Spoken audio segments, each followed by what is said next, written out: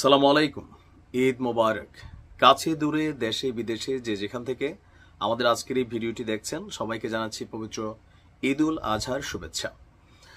তো অনেকদিন পরে নানান তথ্য উপাত্ত ফেসবুকে আসছে। সর্বশেষ দেখছিলাম ওবায়দুল কাদের সাহেব তিনি মারা গেছেন।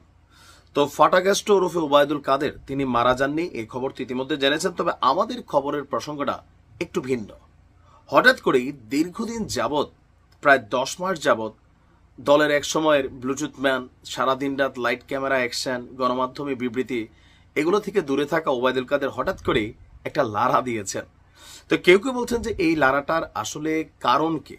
কোনো গ্রিন সিগন্যাল, অথবা রাজনীতিতে আবারও ফিরে আসার ইচ্ছা, অথবা আওয়ামী লীগকে পুনর্গঠিত করার ইচ্ছা, নাকি আওয়াজ তুললেন, কোনটা আসলে মেইন কথা? তবে বক্তব্যের মধ্যে অনেক কিছুই প্রাসঙ্গিকতা তুলে ধরেছে।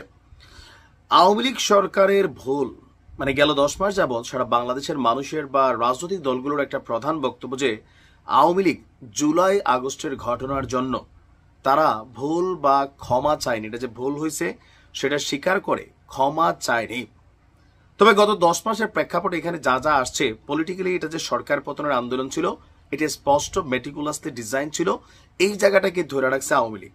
আওয়ামী লীগের বক্তব্য হচ্ছে যে ডক্টর মোহাম্মদ ইউনূস তিনি নিজে বলছেন যে এটা একটা মেটিকুলাস ডিজাইনড প্ল্যান ছিল। আওয়ামী লীগ সরকারের পতন নির্বাচনের মাহফুজ হচ্ছে সেটার মাস্টার মাইন্ড। ইভেন জামাতও বলছে এটা কোনো কোটা টোটার আন্দোলন ছিল না। জামাতের এক নেতার বক্তব্য ভাইরাল যে এটা ছিলই। জামাত তারা দীর্ঘদিন যাবৎ পরিকল্পনা করে সরকারকে ফেলে দেওয়ার জন্য নানান পরিকল্পনা করেছে। সো মার্কেটে এখন নানান ধরনের অবস্থান, এনসিপির বিভিন্ন কর্মকাণ্ডেও সাধারণ মানুষের মধ্যে, ছাত্রদের মধ্যে চিন্তা ভাবনা আসছে এটাও একটা পরিকল্পিত কাহিনী ছিল। কিন্তু যত কিছুই বলা হোক, জুলাই আগস্টে যে মানুষগুলো মারা গেছে এটার দায়ভার আওয়ামী লীগকে নিতেই হবে। কারণ তারা স্বাধীন দেশের জনগণের উপর এই ধরনের হত্যা বা যে কর্মকাণ্ড চালিয়েছে সেটার জন্য তাদেরকে বিচারের মুখোমুখি হতে হবে, এটা তো নিশ্চিত। অলরেডি ট্রাইব্যুনাল গঠন হয়েছে। যাই হোক, এর মাঝখানে এই যে আমি যে কথাগুলো বলছি এগুলো রাজনৈতিক এবং জনগণের অনেকেরই মনের ভাষা। আওয়ামী লীগ সরকারের ভুল প্রসঙ্গে ওবায়দুল কাদের বলছেন, আমরা যখন দেশে এসে রাজনৈতিক কর্মকাণ্ড চালানোর পরিবেশ পাব দেশে এসে, তখন ক্ষমা চাওয়া, ভুল স্বীকার করা বা অনুশোচনার বিষয় আসবে। বিবিসিকে দেওয়া, আন্তর্জাতিক গণমাধ্যম বিবিসি বাংলাকে দেওয়া এক সাক্ষাৎকারে আপনার কলকাতায় অবস্থানরত ওবায়দুল কাদের তিনি দাবি করছেন জুলাই গণঅভ্যুত্থানের পর তিনি বাসা বদল করে আত্মগোপনে ছিলেন। শেষ পর্যন্ত গত বছর নভেম্বরে নিরাপদে তিনি দেশ ছেড়েছেন।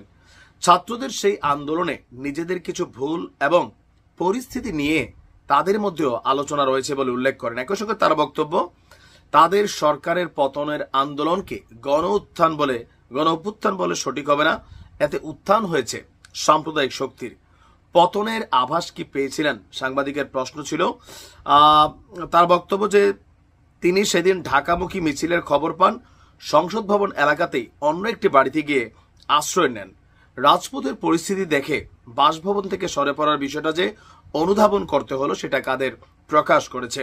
এক পর্যায়ে জানতে পারেন যে সেনাপ্রধান জেনারেল ওয়াকারুজ্জামান বেতার এবং টেলিভিশনে ভাষণ দেবেন, সেই খবর পেয়ে বাইরে যাওয়ার সুযোগ ছিল না।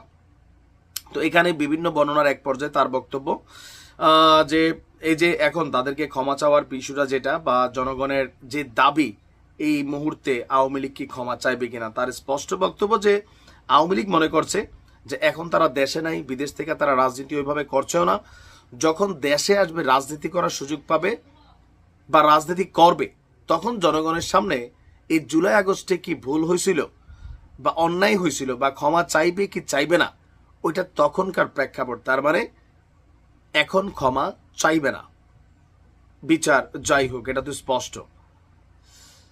তো এতদিন পরে হঠাৎ করে আন্তর্জাতিক গণমাধ্যমকে সাক্ষাৎকার দেওয়া নিয়ে কেউ কেউ বলছেন যে কোথাও কোনো গ্রিন সিগন্যাল আসলো কিনা, অথবা আওয়ামী লীগ নতুন কোনো পরিকল্পনা করছে কিনা। অবশ্যই করছে। প্রকাশ্যে যখন রাজনীতি বন্ধ হয়, সংগঠন হিসেবে আপাতত নিষিদ্ধ নির্দিষ্ট সময় পর্যন্ত, সো গোপনে তারা তাদের রাজনৈতিক কর্মকাণ্ড চালাবে।